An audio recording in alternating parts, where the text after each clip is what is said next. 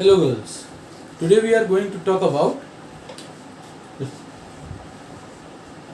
the two phases of testing, or testing can be divided into two parts, two main processes, that is, one is verification and other is validation. तो दो part की बात है testing में. In general हम लोग दो parts कहते हैं कि टेस्टिंग को हम दो मेन प्रोसेसेस में डिवाइड कर सकते हैं. One is verification and other is validation. So सबसे पहले हम बात करेंगे वेरिफिकेशन की. What is verification basically? Software testing में अगर हम बात करें, जब हम अपनी टीम के साथ चेक करते हैं वेदर जो हमारा सिस्टम बन रहा है, जो हमारा सॉफ्टवेयर बन रहा है, उसका फ्रेमवर्क कंसिस्टेंट है या नहीं है. ठीक है, अलाइंड है प्रॉपर्ली. अलाइंड मीन्स जो रिक्वायरमेंट्स है उनको प्रॉपर्ली फुलफिल कर रहा है कि नहीं, उसी के हिसाब से अलाइंड है या नहीं. जो डॉक्यूमेंट्स में दी गई हैं, जैसे लास्ट वीडियो में हम लोग ने बात की थी एक एसआरएस की, उसमें कुछ हम लोग ने प्री रिक्विजिट्स की बात की थी, तो उनसे अलाइंड है कि नहीं, उनसे मैच कर रहा है कि नहीं, दैट इज वेरिफिकेशन. ठीक है, तो इसको और थोड़े दूसरे तरीके से समझते हैं. तो verification takes care of activities to focus on the question, are we building the product right? And to build the product right, some procedures are imposed at the beginning of the life cycle. These activities are considered proactive, means as the purpose is to prevent the defects before they take shape. The process activities carried out during various phases for each of the product release can be termed as verification. तो अगर आपको याद हो, हम एक software development life cycle एक चीज़ होती थी SDLC, उसके अंदर कई फेज होते थे जिन फेजेस की हम आगे बात भी करेंगे. फेजेस में क्या होता था, हम रिक्वायरमेंट गैदर करते थे. रिक्वायरमेंट गैदर करने के बाद हम एनालिसिस करते थे.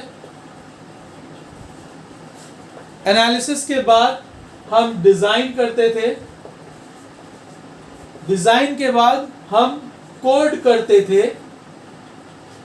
कोड करने के बाद एक फेज आता था हमारा testing.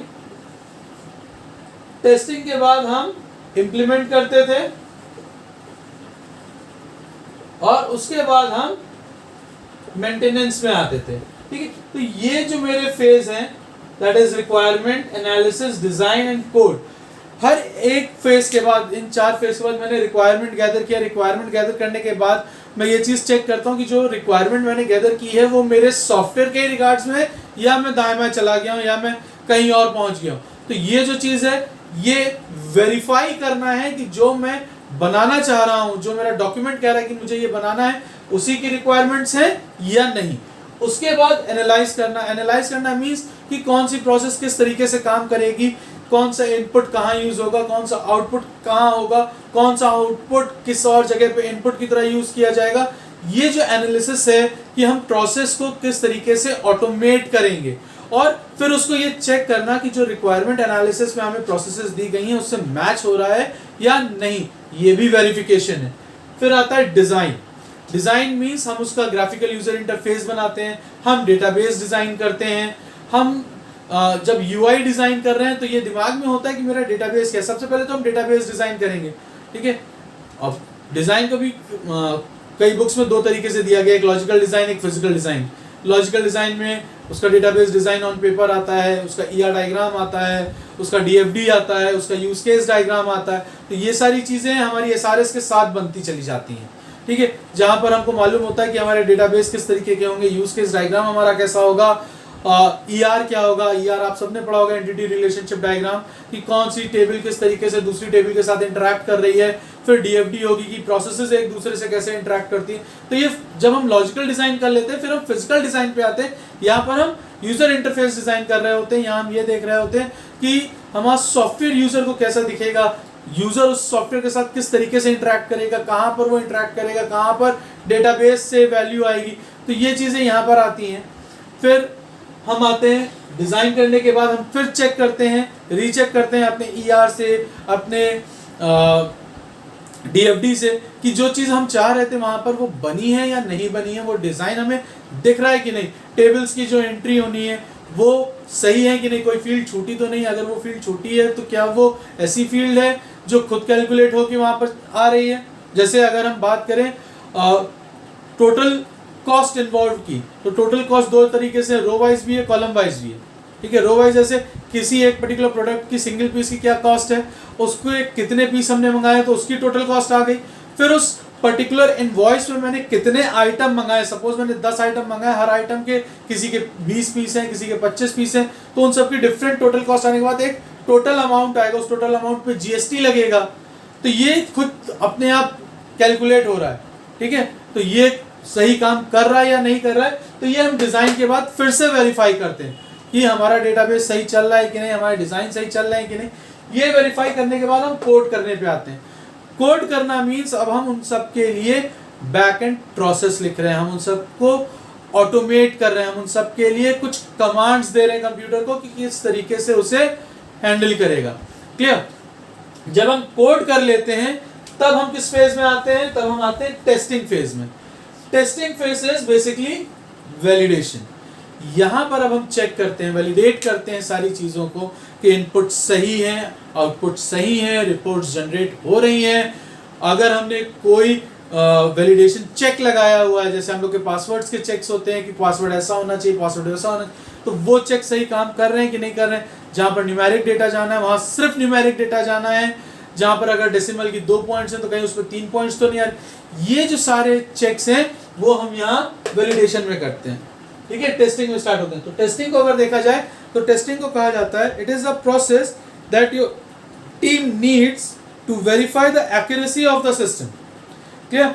In this process you will look back to the product system and think about what user actually wants and what has been done. Validation takes care of a set of activities to address the question, are we building the right product? अभी इससे पहले क्या question था? Are we building the product right? इसीलिए हम हर बार check कर रहे थे कि हम कहीं गलत तो नहीं हो रहे। अब क्या क्वेश्चन आ गया? Are we building the right product? यानी जो बनाया है हमने क्या वो सही बनाया है, कहीं ऐसा तो नहीं उसमें कोई गड़बड़ी हो। ठीक, तो इसको अगर हम कहें to build the right product, certain activities are carried out during various phases to validate whether the product is built as per specification. These activities are considered reactive. Means अगर कोई गलती हुई है तो अब हम उसे कैसे सही कर सकते हैं, हमको रिएक्शन देना है।